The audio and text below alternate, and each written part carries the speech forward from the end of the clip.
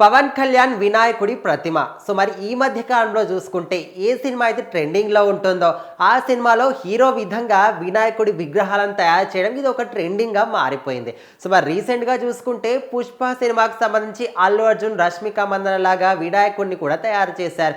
So ఆ విషయం పక్కన పెడితే ఇప్పుడు మాత్రం విశాఖపట్నం ఫిషింగ్ హార్బర్లో మాత్రం పవన్ కళ్యాణ్ లాంటి వినాయకుడి విగ్రహాన్ని తయారు చేసి అక్కడైతే ప్రతిష్ఠించడం జరిగింది. సో ఒక విధంగా చూసుకుంటే అప్పుడు ఒక రీసెంట్గానే ఫిషింగ్ హార్బర్ని విజిట్ చేయడానికి పవన్ కళ్యాణ్ వెళ్ళినప్పుడు ఒక చేతిలో ఒక చేతిలో బుట్టని పట్టుకొని ఆయన మాత్రం ఫోటోలు దిగడం జరిగింది. సో మరి అదే విధంగా ఇప్పుడు వినాయకుడి విగ్రహాన్ని తయారు చేయడం జరిగింది. సో మరి ఒక చేతిలో ఇంకో చేతిలో బుట్ట జాలరి గంప. సో ఈ రెండు పట్టుకొని మెడలో రెడ్ కలర్ టవల్ కూడా వేయడం జరిగింది. సో ఏ విధంగా అయితే పవన్ కళ్యాణ్ ఫోటో దిగాడో సేమ్ అదే విధంగా మాత్రం వినాయకుడిని కూడా తయారు చేయడం జరిగింది.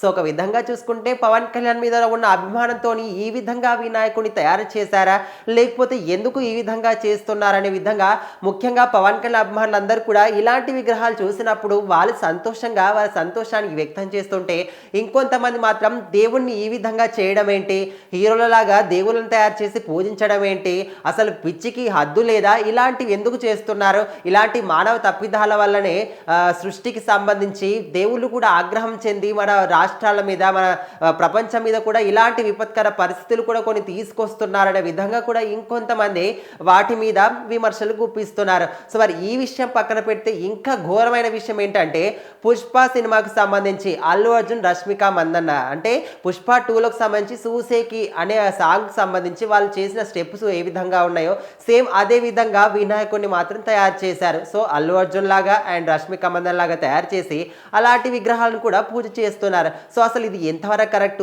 దేవుళ్ళను వెక్కిరించినట్టుగా దేవుళ్ళను ఒక రకంగా చూసుకుంటే హీరోలాగా తయారు చేయడం ఏంటి, ట్రెండింగ్ తగ్గట్టుగా తయారు చేయడం ఏంటి, అంటే దేవుడు ఏ విధంగా ఉంటాడో ఆ విధంగా ఆయన కొలుచుకోవాలి. కానీ ఇలా వివిధ రకాలుగా మాకు సంబంధించి మేము చిరంజీవి లాగా చేసుకుంటాం, మేము పవన్ కళ్యాణ్ లాగా చేసుకుంటాం, ఈ విధంగా చేస్తే అసలు ఇంతవరకు కరెక్ట్.